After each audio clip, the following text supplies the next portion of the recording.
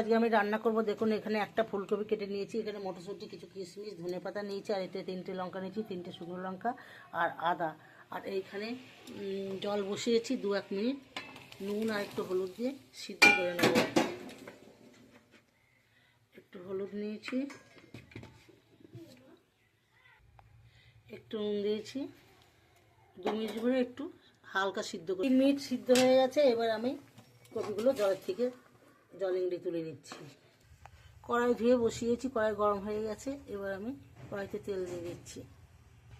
গরম হয়ে গেছে, এই তেলে আমি কপিগুলো ছেড়ে দিচ্ছি। মুড়িতে ভালো করে দিয়ে একদমই নিরামিষ ফুলকপি তরকারি করে রাখবো। ভাজতে ভাজতে আমি এবার 3টে শুকনো লঙ্কা নিয়েছি, একটু আদা নিয়েছি, আর একটু জিরে গুঁড়ো দিয়ে পেস্ট করে নেবো ভালো করে। এগুলো ভাজা হয়ে গেছে, এবার কপিগুলো আমি তুলে নেবো।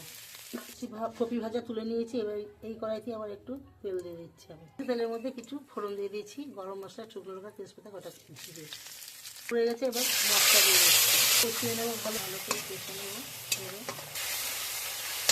একটু লঙ্কার গুঁড়ো দিয়ে দিলাম, একটু নুন দিয়ে দিলাম, মানে কপি শিখে নুন দিয়েছে তো সামান্য একটু নুন দিয়ে দেবো, লাগলে পরে দেবো। চিনি 1/2 চামচি, হলুদ দিয়ে দিলাম, নেড়ে চেড়ে আর একটু নেবো ভালো করে। এবার মটরশুঁটির দানাগুলো দিয়ে দিচ্ছি, আর একটা কিশমিশ দিয়ে দিচ্ছি, ভেজে নেবো ভালো করে। নেড়ে চেড়ে ভেজে নিয়েছি এবং কষা হয়ে গেছে, এবং তেল হয়ে গেছে। এবার সামান্য একটু জল দেবো এই মটরশুঁটির দানাগুলো সিদ্ধ হওয়ার জন্য। ভাজাগুলো দিয়ে দিচ্ছি, একটু নেড়ে চেড়ে হালকা দিতে সিদ্ধ করে নেবো।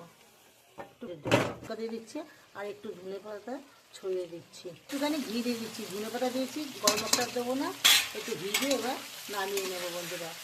ফুলকপির ছক্কা এবার নামিয়ে নেব বন্ধুরা। আমার ফুলকপির ছক্কা একদমই নিরামিষ রান্না হয়ে গেছে। আমার রান্নাটা যদি ভালো লাগে তাহলে লাইক, কমেন্ট, শেয়ার এবং একটা সাবস্ক্রাইব করতে ভুলবেন না। বাই, আবার ঠাকুমার রান্না করে দেখা হবে।